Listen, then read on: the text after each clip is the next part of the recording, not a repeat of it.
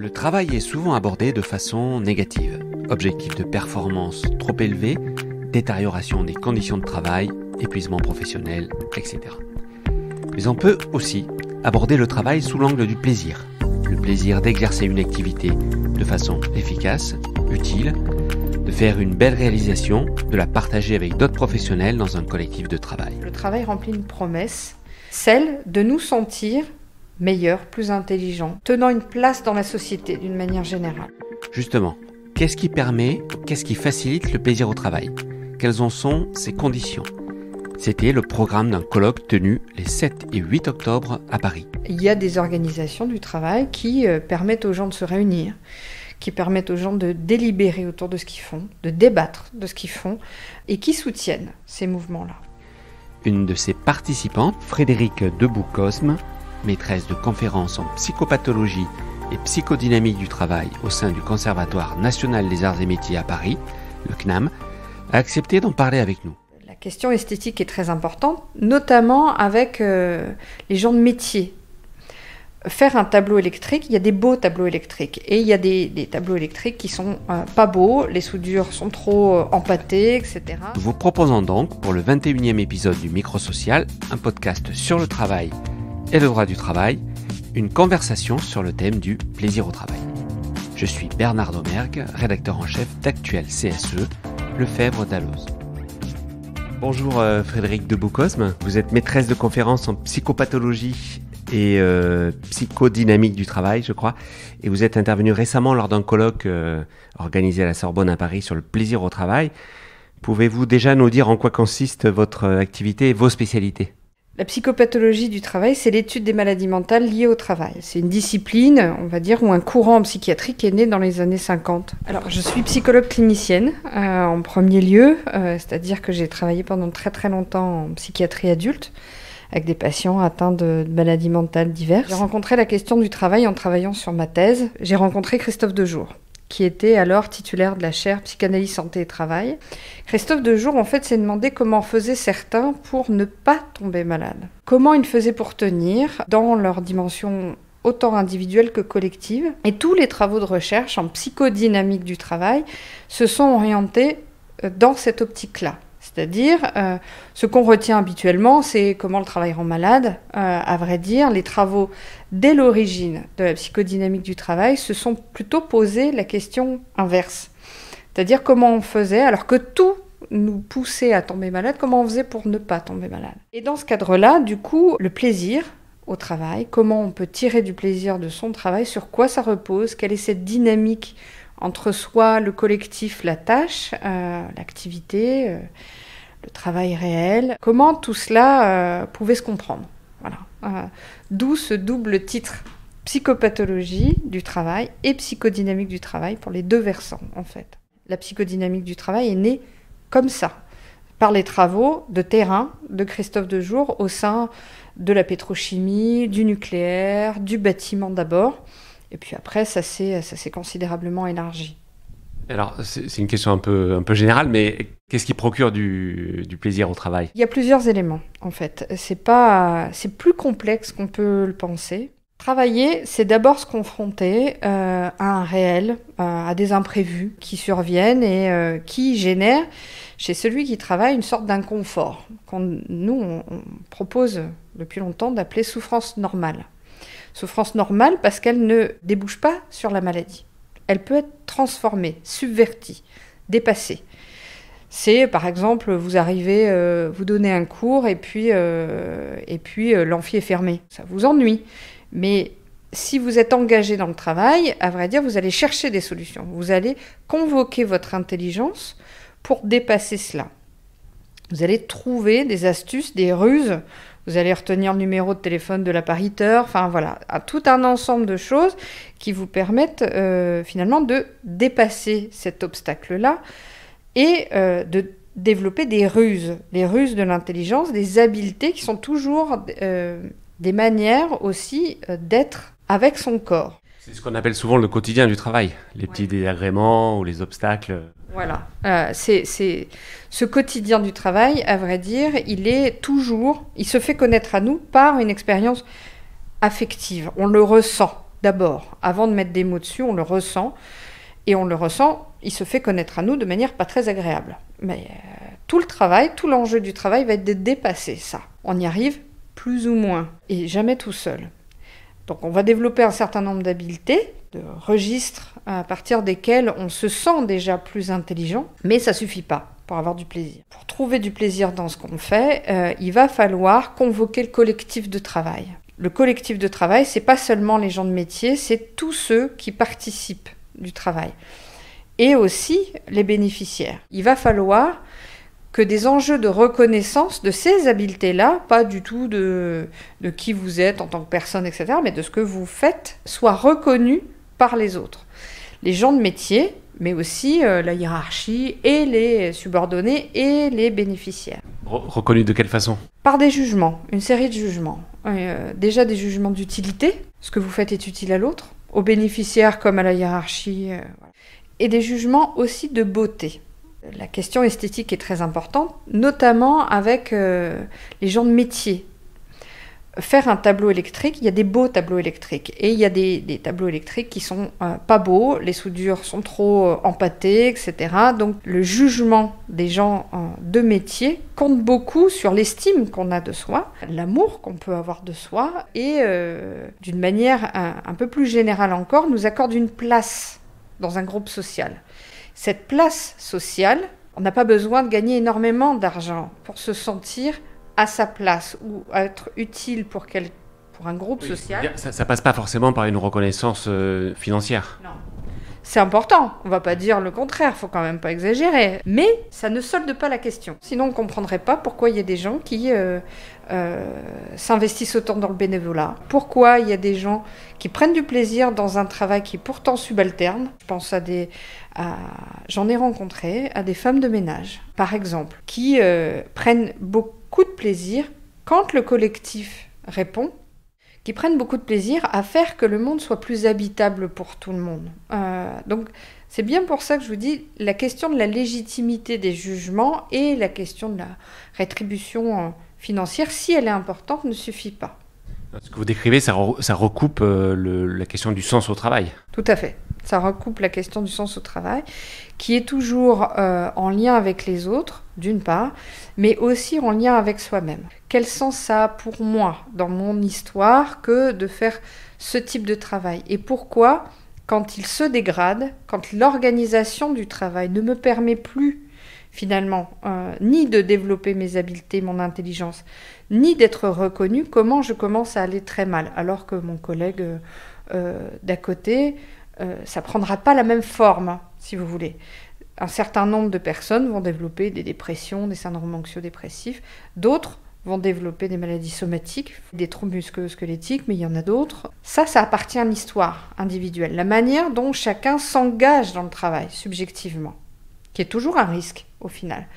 Mais un risque qu'on prend parce que, en échange, le travail remplit une promesse, celle de nous sentir meilleurs, plus intelligents, tenant une place dans la société d'une manière générale. J'ai lancé le mot d'organisation du travail.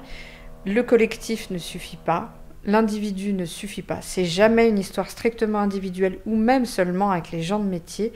Il y a des organisations du travail délétères pour la santé mentale parce qu'elles attaquent ces processus-là. C'est la question que j'allais vous poser. Dit autrement, est-ce qu'il y a des organisations qui favorisent l'épanouissement au travail et sinon le bonheur, un certain plaisir au travail ? Il y a des organisations du travail qui n'empêchent pas les dynamiques collectives de se construire. Il y a des organisations du travail qui permettent aux gens de se réunir, qui permettent aux gens de délibérer autour de ce qu'ils font, de débattre de ce qu'ils font, et qui soutiennent ces mouvements-là. Et puis vous avez toutes les organisations du travail qui appartiennent au tournant gestionnaire, qui, au contraire, attaquent les collectifs de travail en individualisant le rapport au travail. L'évaluation individualisée des performances, notamment, est un des dispositifs par lesquels on attaque les collectifs de travail. Là, à l'hôpital, par exemple, la codification à l'acte, qui pousse, en fait, finalement, à toujours produire plus d'actes au détriment, en fait, du travail collectif, de l'élaboration collective de ce qui se passe dans le travail, tant au niveau du plaisir que de la manière de se défendre collectivement contre ce qu'on n'arrive pas à transformer. Par exemple, la peur dans le bâtiment. Par exemple, la peur c'est un exemple qui me vient en tête, des moniteurs auto-école. Et la peur chez les soignants dans les hôpitaux. Les soignants dans les hôpitaux vont très mal bien avant le Covid. C'est pas nouveau. C'est pas le Covid qui les fait aller pas bien. C'est tout ce qui s'est passé avant, qui leur permet plus aujourd'hui, finalement, de faire face et de développer une intelligence, qu'elle soit individuelle et collective. Si on soutient cette vision du plaisir que je viens de vous déplier, on ne peut pas être d'accord avec la psychologie positive, avec la question du bien-être, avec la question du bonheur, qui n'envisage la question qu'au travers d'un prisme individuel et psychologisant. Les actions visant la qualité de vie au travail ou le bien-être au travail, qui consistent à mettre des baby-foot, excusez-moi, c'est un peu caricatural, mais quand même, mais sans rien changer de l'organisation du travail, finalement, nous on le voit dans les enquêtes de terrain qu'on peut faire, aggrave la situation. Donc ce colloque qu'on vient d'organiser, il avait pour fonction aussi de redéplier la question du bien-être et du bonheur et du plaisir au travail. Parce qu'il me semble qu'aujourd'hui, cette quête permanente du bonheur et du bien-être dissimule, à vrai dire, ou plutôt efface la dynamique du plaisir dans le travail et plus généralement les rapports entre santé mentale et travail.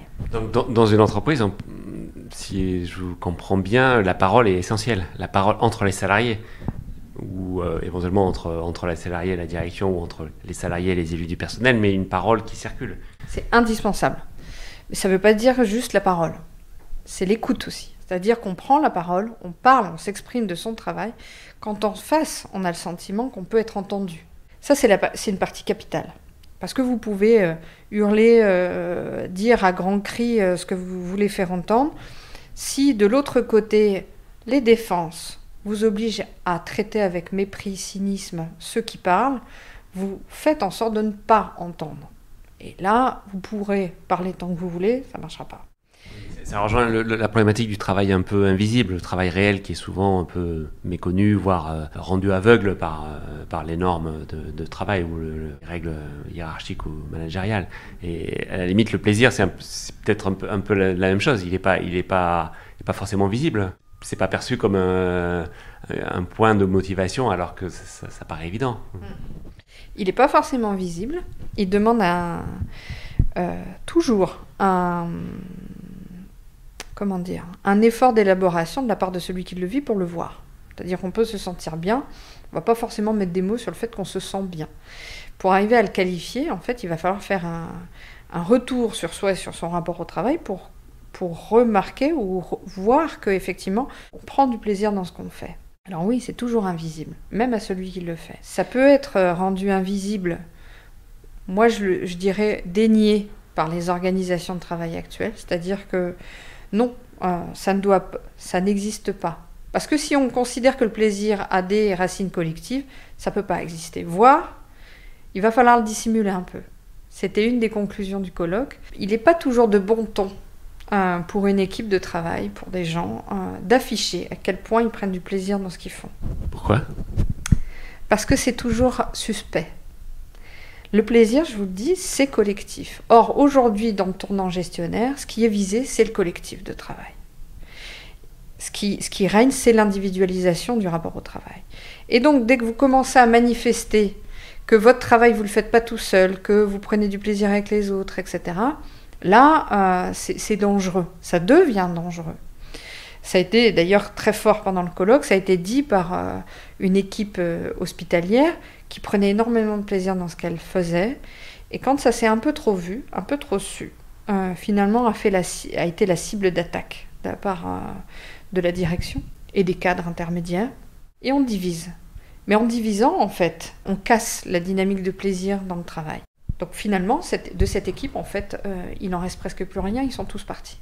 C'est l'idée que la performance ne peut pas être associée au plaisir au travail, c'est ça ? C'est tout le contraire, parce que cette équipe était, et elle l'a montré, elle était plus performante que d'autres. Non seulement ils prenaient du plaisir dans le travail, enfin ils se sentaient bien, mais en plus, ils avaient un chiffre de consultation qui n'était que grandissant alors que tout autour d'eux, c'était plutôt l'inverse. Quel peut être le rôle de représentant du personnel qui représente le collectif de travail, les élus de CSE, par rapport à cette question du plaisir au travail?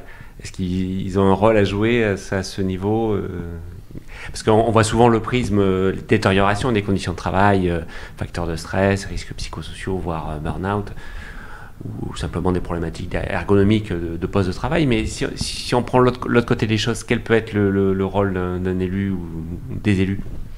Déjà de chercher à comprendre ce qui se passe dans le travail. Et pas seulement en fait les facteurs de détérioration, parce que quand on intervient tant en clinique individuelle qu'en clinique collective, en fait on est toujours habité par cette question. Comment ils ont fait pour tenir jusque-là? C'est quoi le plaisir dans ce travail-là? Comment les gens ont pu s'engager autant d'années, et faire ce qu'ils font comme ils le font? C'est pas si évident que cela. On n'y a pas forcément accès comme ça, parce que si les gens sont très défendus et ils vont pas vous le donner à voir comme ça, première chose, puis eux-mêmes déjà parfois ne le savent pas. Mais je vous dirais que, je vais être un peu provocatrice, le rôle des représentants du personnel serait selon moi de se retenir de réagir, mais plutôt d'essayer de comprendre d'abord, avant d'agir. Souvent, ce qu'on peut voir, c'est ce à quoi j'ai été confrontée, c'est plutôt des représentants du personnel qui pouvaient monter au créneau. Et cette force-là, il faut la conserver. Ils pouvaient monter au créneau de manière très, on va dire, très, très armée, quoi. Mais sans s'étayer sur une connaissance et une compréhension de ce qui se passe dans un collectif de travail pour ce collectif de travail. Et au final, du coup, on en arrive à des luttes qui reproduisent en fait la lutte direction versus salarié, alors que très souvent c'est beaucoup plus fin que ça. La compréhension de ce qui se passe pour les gens dans le travail leur permettrait de développer des habiletés rhétoriques, parce que c'est important, des habiletés rhétoriques pour montrer en fait ce qui a été dégradé, ce à quoi on s'en est pris, ce qui a été perdu dans le travail, pour que potentiellement quelque chose puisse se reconstruire de manière collective. D'ailleurs, depuis un certain nombre d'années, les demandes qui nous arrivent sont certes toujours celles des syndicats, des représentants du personnel, mais pas que. C'est assez nouveau. On a des directions qui s'interrogent sur mais je comprends pas, ça allait bien avant, ça marche plus, les gens vont pas bien, je comprends pas. La solution se trouve pas forcément dans les baromètres de satisfaction interne. Non, pas du tout. Et ça dépend de la parole des gens. Donc on n'a pas le choix que d'en passer par la parole des personnes qui sont volontaires pour se mettre au travail là-dessus, de sorte que peut-être, en tout cas c'est ce qu'on vise dans nos... si vous voulez, c'est quelque chose qu'on a en tête quand on fait une intervention collective, c'est soit est-ce qu'il y a quelque chose qui peut se restaurer du côté de la coopération verticale, c'est-à-dire avec la direction, voilà, ou est-ce qu'il faut envisager autre chose? Parce que parfois, la coopération n'est pas possible, n'est plus possible. Et dans ce cas-là, c'est une autre rationalité de l'action qu'il va falloir envisager, notamment outiller les espaces de résistance. Pour reprendre le titre de la thèse d'Antoine Duarte, qui est le responsable de l'Institut de psychodynamique du travail, qui a fait sa thèse avec Christophe Dejour, il y a quelque chose autour de la résistance qu'il va falloir travailler. Comment ce collectif de travail peut résister face à une déferlante gestionnaire? Comment résister aujourd'hui face à la tarification à l'acte, à l'hôpital? Pas si simple, hein. Parce que la coopération verticale sur ces points-là, elle est rompue. C'est pas envisageable de revenir dessus. Donc, dans ces cas-là, il va falloir trouver d'autres voies pour que ces collectifs de travail puissent perdurer. Et c'est en perdurant, à vrai dire, que la santé des gens va se trouver préservée. Peut-être il y aura un plaisir au travail. Peut-être pour terminer, comment voyez-vous la situation du point de vue de la santé des salariés, de cette notion de plaisir au travail, avec la crise sanitaire qu'on a traversée, avec le confinement, le télétravail, aujourd'hui le côté souvent mixte entre présentiel et puis télétravail à domicile. Comment voyez-vous les choses? Est-ce qu'on a basculé dans un monde du travail très différent? Il va falloir trouver d'autres motivations? C'est une question très grave, je trouve. Le télétravail, depuis le confinement, a montré à quel point les collectifs sont déjà déstructurés, vont déjà très mal. Tant et si bien qu'un certain nombre de salariés ne veulent pas revenir. Concrètement, rediscuter avec leurs collègues, ils n'en ont pas envie. Là-dessus, ça peut se dissimuler derrière des tas d'arguments, le confort, des tas de choses. J'ai une idée très critique à l'égard du télétravail. Peut-être qu'il y a des organisations de télétravail soutenantes pour la santé. Peut-être. Je ne les ai pas vues. Ce que je vois, ce sont des gens encore plus isolés, encore plus atomisés, qui, quand ils vont pas bien, ne peuvent plus appeler leurs collègues, ou qui se retrouvent débordés par la charge parce que la répartition de la charge de travail ne peut même plus discuter avec les collègues, chacun est tout seul dans son coin. Délibérer, discuter avec ses collègues, ça ne peut pas se faire derrière une caméra. Ça ne se fait pas derrière une caméra. Vous ne sentez pas les autres. Moi, je l'ai fait en tant qu'enseignante, on a été contraint de faire du téléenseignement et on a trouvé des ruses aussi pour ne pas reproduire à l'identique ce qui était en présentiel à distance. C'est pas possible. Sentir un amphi, comme je vous le disais, comment vous voulez le faire avec que des carrés noirs? Ou même avec des toutes petites vignettes de gens. Vous les voyez pas, très peu, et surtout, vous voyez pas la manière dont ils se posent corporellement, comment ils gesticulent ou pas sur leur chaise, enfin, tout un ensemble de choses à partir desquelles, normalement, vous construisez votre manière d'interagir avec les élèves. Rien qu'à partir de cet exemple-là, je peux vous dire qu'on dégrade la qualité. C'est valable dans le soin, c'est valable dans l'enseignement, c'est valable dans des tas de professions qui réclament en fait la présence de l'autre. Mais alors après, avec les collectifs, c'est pareil. Vous ne discutez pas et vous ne dites pas aux autres la même chose à distance qu'en réalité. En présentiel. Et d'ailleurs, il y a des gens qui s'étripent derrière un écran, ce qu'ils ne feraient pas, ils chercheraient leurs mots, ils discuteraient tout à fait autrement en présentiel. Où il se passe, à l'intérieur d'une réunion, Zoom ou quoi, il se passe des petits mots, vous voyez, ce qu'on ne ferait pas, parce qu'on serait sous le regard de tout le monde. Bref, il y a des enjeux qui conditionnent l'espace intersubjectif qui sont complètement abrasés ou transformés. Ça, ce serait une première critique qu'on pourrait faire à l'égard du télétravail. Là où vous avez raison en disant « est-ce qu'on est passé dans autre chose ?» Je le pense malheureusement. Je ne suis pas la seule. Sur le colloque, il y avait l'intervention de 2 chercheurs qui travaillent à l'Institut de psychodynamique du travail. Stéphane Lelay et Fabien Lemosy ont eu un projet de recherche financé par la DARES sur l'ubérisation et la plateformisation du travail. Ils ont travaillé essentiellement auprès des livreurs, des Deliveroo et autres. C'est pas pour citer une marque, il y a d'autres marques. Ce qu'ils ont montré, à vrai dire, c'est un pas supplémentaire. Les prescriptions de travail ne sont plus données par un être humain, sont fixées par des algorithmes. Et cette présence, ou plutôt cette organisation du travail algorithmique, elle est extrêmement délétère. Vous ne pouvez même plus vous fâcher contre la machine. Alors, du point de vue de la lutte syndicale, organiser une lutte contre des algorithmes, ça devient très très compliqué. Donc il y a un tournant, je pense, qui est en train de s'opérer, sur lesquels les chercheurs commencent à se pencher, je pense que les syndicats aussi, et c'est très heureux. C'est début novembre, je crois, il y a un colloque au Palais du Luxembourg qui va être organisé sur ce thème-là, précisément, sur la question de la plateformisation, justement, par Stéphane Lelay et Fabien Lemosy. Je pense que vous pouvez trouver les informations sur Internet.